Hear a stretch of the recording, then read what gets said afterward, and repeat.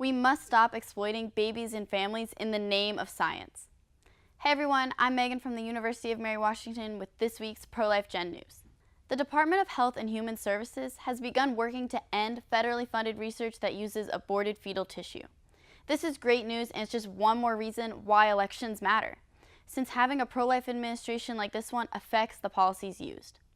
As you can imagine, abortion corporations like Planned Parenthood, which sells baby body parts, is upset with this news and is using exploitative language to push back.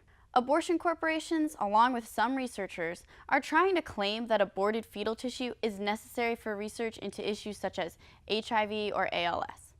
But this is not true. In fact, we have heard these same arguments before in favor of embryonic stem cell research. In both cases, researchers and abortion corporations have exploited the issue and in the process given many parents and families false hope that this research alone can cure different diseases. Let's start with some facts. Fetal tissue research is actually declining, showing that researchers themselves are beginning to realize that tissue research is not needed. At Massachusetts General Hospital, only 1/10 of 1% of their 8,000 research projects are using fetal tissue. So we know that fetal tissue research isn't really essential to scientific research, though it is essential to Planned Parenthood's bottom line. Even the National Institute of Health knows fetal tissue research is not needed. According to Nature.com, only 329 NIH grants awarded between 2010 and 2014 involved fetal tissue research. That's about 0.2% of NIH grants during that time. Few clinical trials use fetal tissue, and the investigators concluded that published research using fetal tissue garners few citations.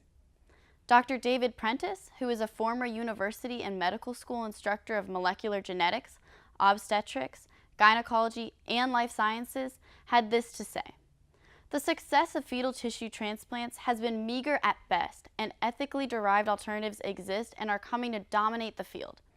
Continued use of fetal tissue presents no advantage to medical research and raises grave ethical concerns." So, looking at actual research, we find that fetal tissue research is not needed and not being used by most researchers.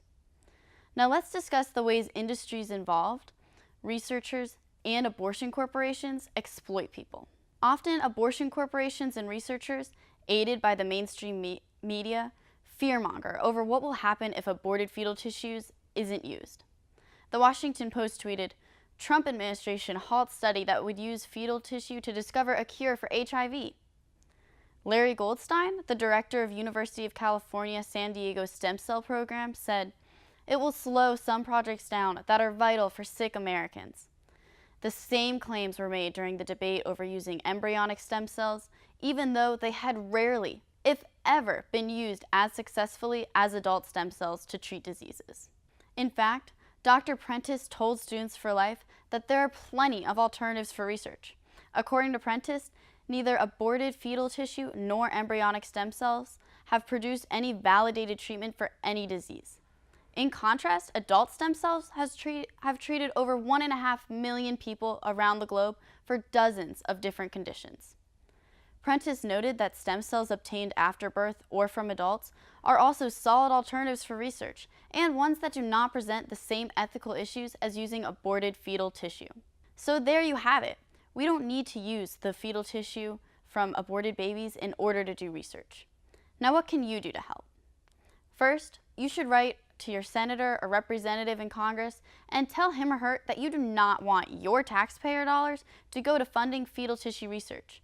You should also call your state representative, as some states also fund fetal tissue research through their public universities.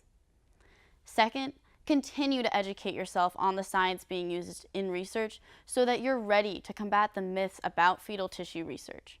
Charlotte Lozier Institute, where Dr. Prentice works, is a great place to start.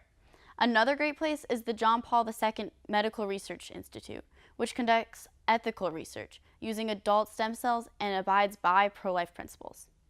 Finally, please share this video so that we can continue to educate people in the pro-life and broader community on the facts and myths surrounding fetal tissue research.